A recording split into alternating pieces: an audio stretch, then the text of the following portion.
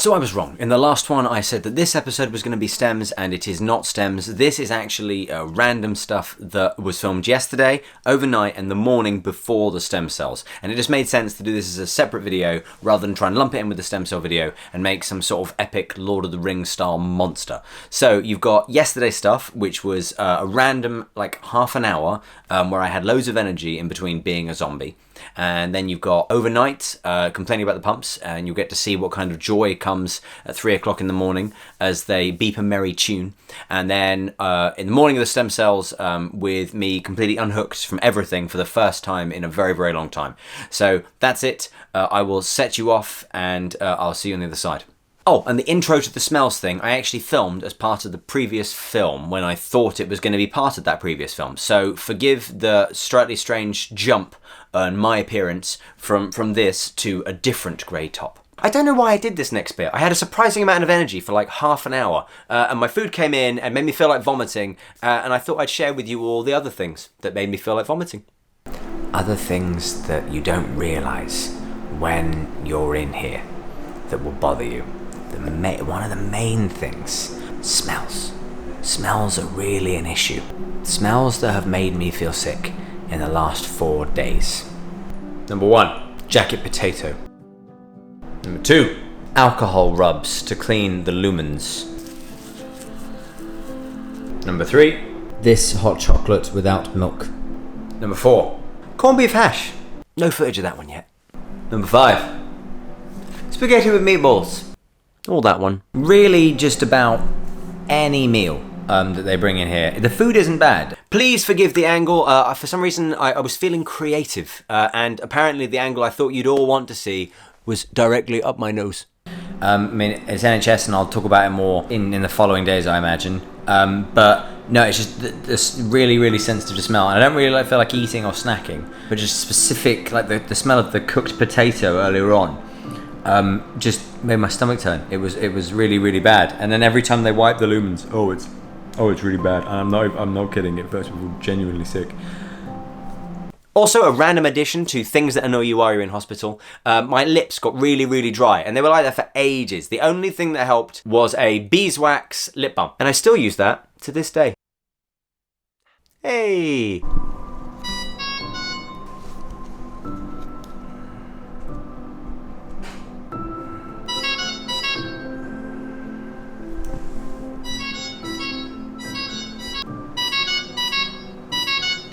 So that is nighttime with the pumps. They will generally go off, depending on what kind of stuff you're on, they could go off anywhere between like 3 or 4 times during the night. And there's a 15-minute alarm before the pump finishes. And then you've got it when it finishes, which then resets, even if you turn it off, every 3 minutes. So lots of flashing red lights. It's like a sort of Star Trek red alert warning siren. And then you've got the nurses coming in to sort stuff out.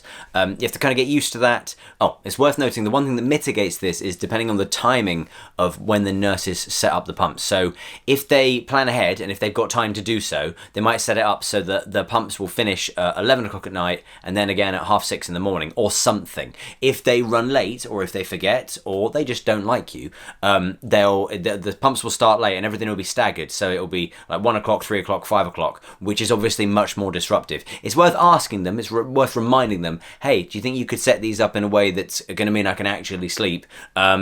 And they generally try their very best to do so.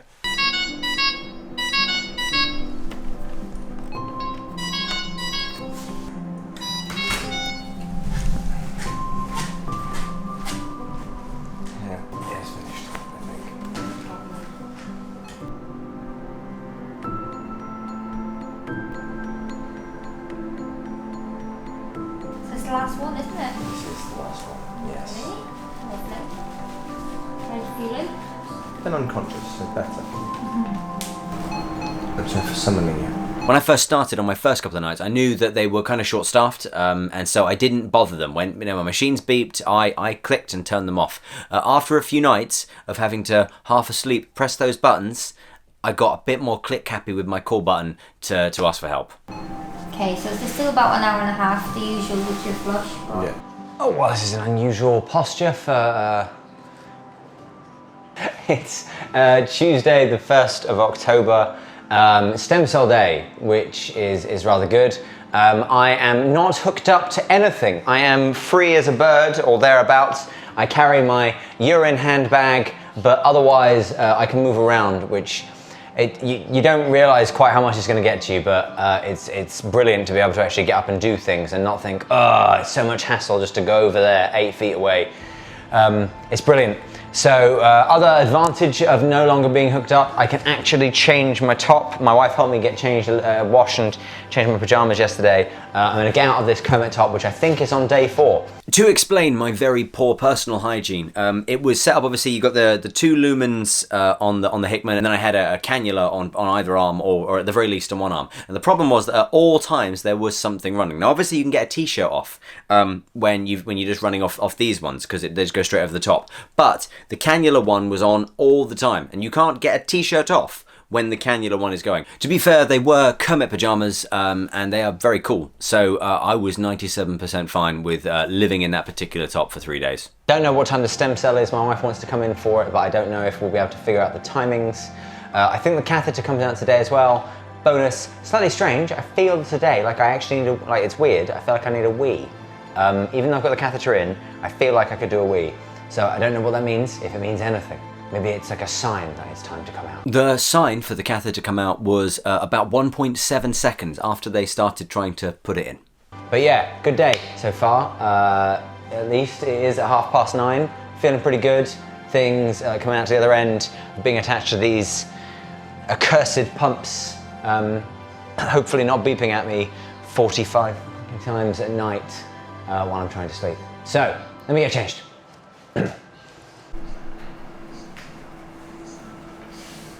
Okay, so the changing process begins. I haven't really seen myself without top for a while at this stage. It's kind of weird. And anybody walking past who keeps seeing me doing this sort of funny crouch thinks I'm a bit unusual. But yeah, so Hickman line's still in. Now it's all just dangly though, which is rather good. I'm not attached to things, which is very, very good news. Still doing my bag, but I am getting ready. I just had an unfortunate sort of 20 minutes in the bathroom in that I really felt like I needed a wee and sat down to basically try and do one, even though I got the catheter in. And it really, really bloody hurt. So I won't be doing that again. There's a doctor waiting for me. So I'm going to stop.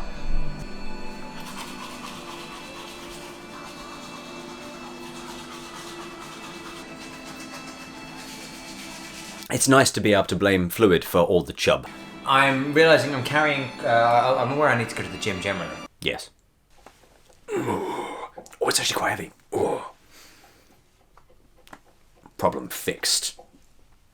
Ow. Oh. But I'm carrying quite a little bit of doughy fluid weight. I think I'm up 5.5 kilos from my original admission weight. And up probably about 2 or 3 more than what they want me to be. So I imagine I'll have more frutamide today. But I just wanted to explain my slightly doughy exterior that I've got going on here at the moment. I'm usually tiny and without muscles, but now I've added to that a sort of smooth jelliness that I'm not overly keen on. Obviously I put on quite a bit with all the fluid at the time, and then that started to drop away. Problem was, it dropped away a little bit too much, and there was a point, which I'll discuss in later videos, where my weight dropped down to like just under 9 stone, which is the lightest I've ever been. They had to give me like supplements and quite a lot of food to try and bulk me back up, which I ended up taking for like sort of 4 or 5 weeks after I got out. I can confirm that the weight I was at there, my heaviest chubby fluid weight, I'm there again now, and that's all down to Christmas. Tuesday, 1st of October, we're at nearly 3 o'clock. Stem cell return still hasn't happened yet, but it's been a busy day. Obviously the cannula came out early this morning. The catheter is gone, it's gone. I didn't get any B-roll of that. I think that's best for everyone involved. I have genuinely pulled a muscle in my side doing that with the weights. Ow.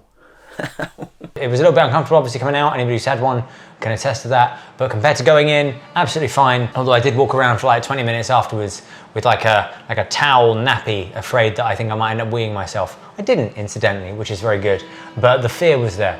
Anyway, as it stands, the moment it came out, they put up some furosemide, which you would think, because I did suggest this, you would think they might have put that up this morning while the catheter was still in, but no, they did not. So in the 40 minutes or so since the catheter has come out, I have weed 5 times, and I'm told that I will be doing this now for like the next 24 hours. They're so very annoying. So getting work done will probably be impacted mostly by my need to get up and wee. But I cannot tell you, and I might show you the picture. I didn't get B-roll of it because I was so excited to go. The first time doing a wee, a satisfactory, real-life, actual wee, when the catheter came out, was surprising. There was a level of joy there that I didn't expect. I'd forgotten this. I'd forgotten how excited I was. I can feel it now, I remember. I can't tell you how strange it is to be so excited about doing a piss and to actually be in control of the doing of a piss. It's a really strange thing, but genuinely that was an absolute high point of the whole HSCT process for me, to be able to have a wee without what feels like a fairly sizable piece of plastic coming out of your genitals. The next thing I record will be the stem cells going in. On a slight side note as well, if we're doing a warts and all type approach to this kind of vlog, my stomach is still a bit twitchy, so my wife, very kindly, because I am a baby and was embarrassed, requested that I get some cream for my poorly bum. Before HSCT, there was never a time in my life when I imagined that I would be discussing, through the immortalised medium of film, asking for cream for my sore arsehole. Because obviously having a not great stomach means you have to go a lot, and yes, so I have cream. Smashing.